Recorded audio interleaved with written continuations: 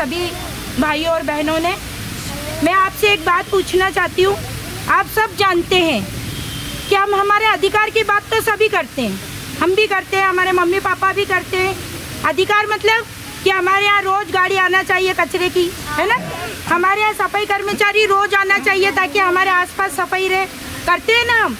लेकिन जो हमारे कर्तव्य हैं हम शायद उसको भूल जाते हैं ना।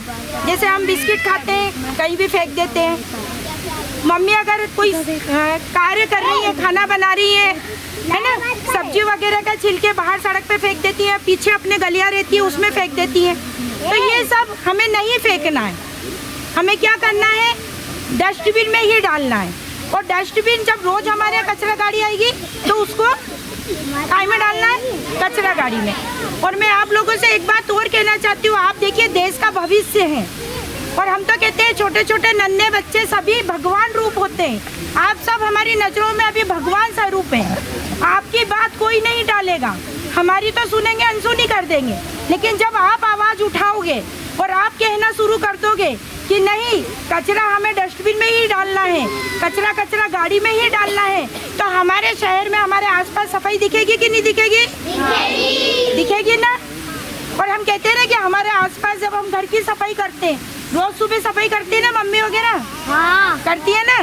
तो क्यों करती है? कि हमारे घर में गंदगी ना रहे। लेकिन हम हमारे आसपास की सफाई भूल जाते हैं। और जब आसपास गंदगी रहती है बच्चों, तो क्या होता है फिर? गंदगी से क्या होता है?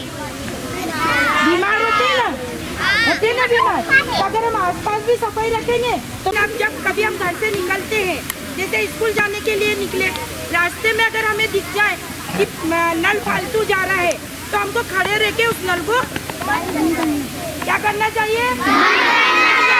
बंद कर देना चाहिए। और अगर हमसे नहीं हो रहा है तो वहाँ किसी भी आंटी और अंकल से क्या कहना चाहिए?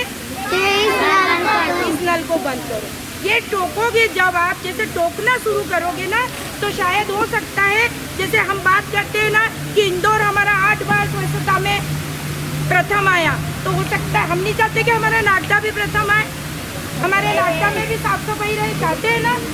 तो हमें रोकना टोकना चाहिए। और आप आसपास आंटियों को भी बोले कि कचरा बाहर नहीं फेंके।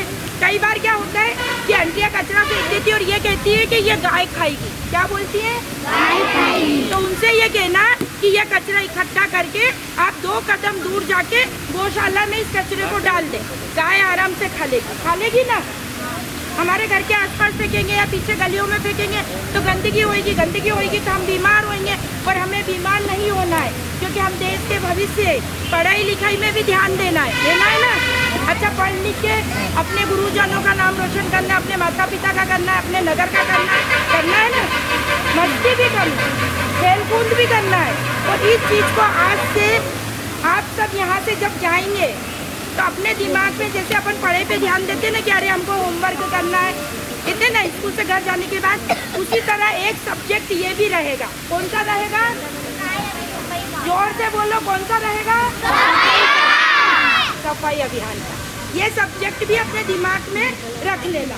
और मैं सभी गुरुजनों से भी हल्के और ये सब्जेक्ट रखना चाहिए। जय हिंद, जय भारत, भारत माता की।